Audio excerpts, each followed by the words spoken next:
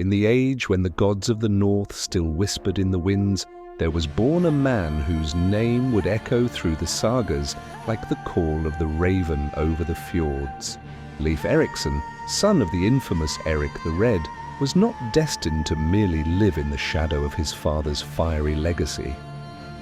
He was to carve his own path across the very edges of the known world, where the sun kissed the horizon in lands yet unnamed. Leif was born in Iceland, amidst the harsh beauty of a land shaped by fire and ice, a land his father had been exiled to after bloodshed in Norway. Growing up, Leif was indoctrinated into the Viking way of life, sailing, fighting, and storytelling.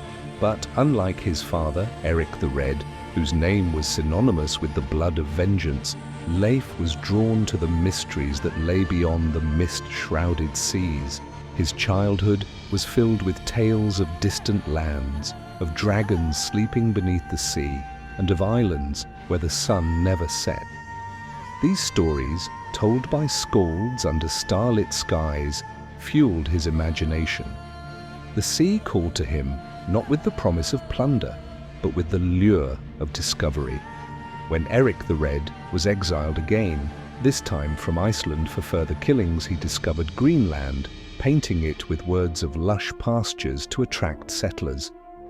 Leif, now a young man, joined his father on this venture. Greenland was harsh, a land where only the resilient could survive, but it was here that Leif honed his skills as a leader and navigator. Years passed, and the community grew.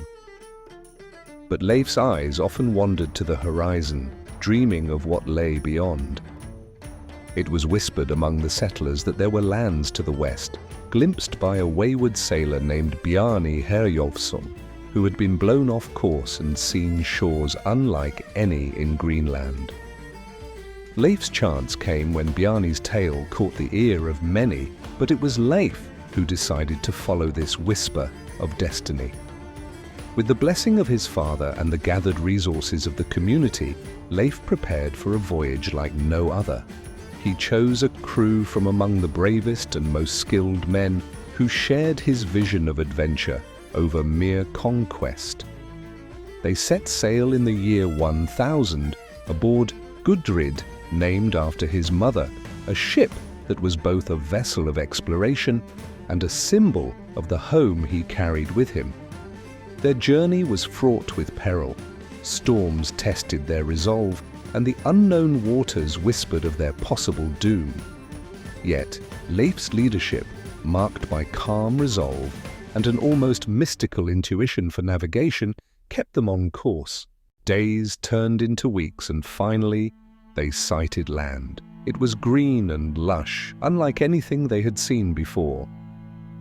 Leif named this new world Vinland for the wild grapes that grew in abundance, a sign of fertility and promise. Here they established a base camp, which would later be known as Longso Meadows, the only authenticated Viking settlement in North America.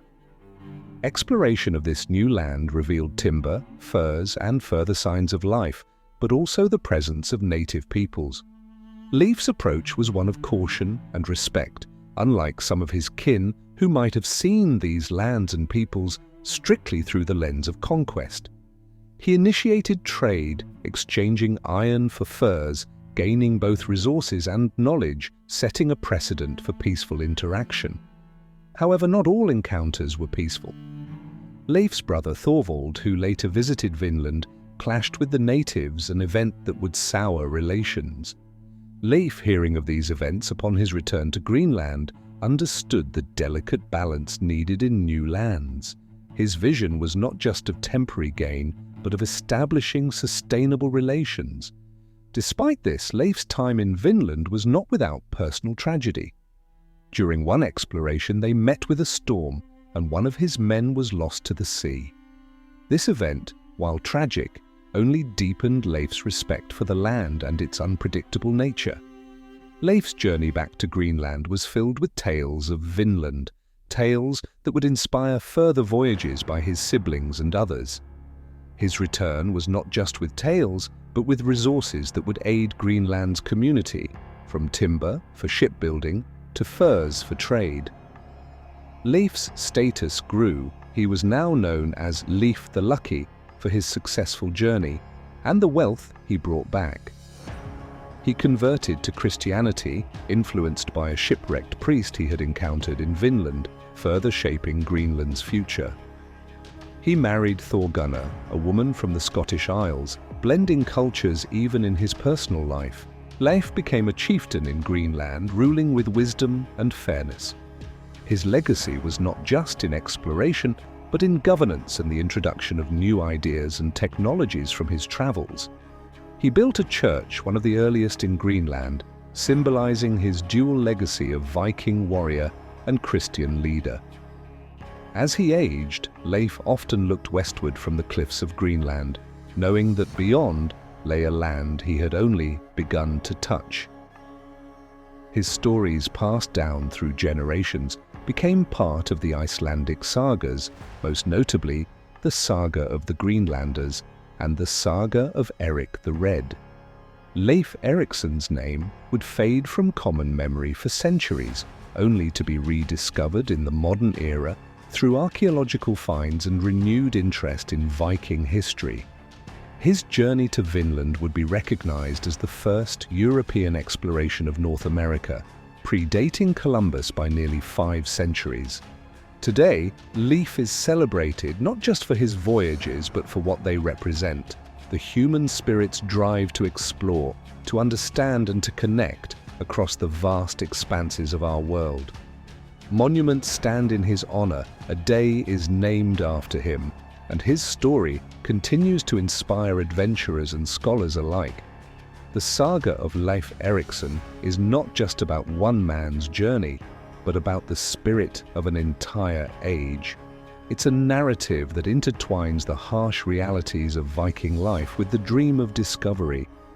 Leif's legacy is a testament to the idea that from the fiercest of warriors can come the most profound explorers, that from the edge of the known world, new worlds can be born.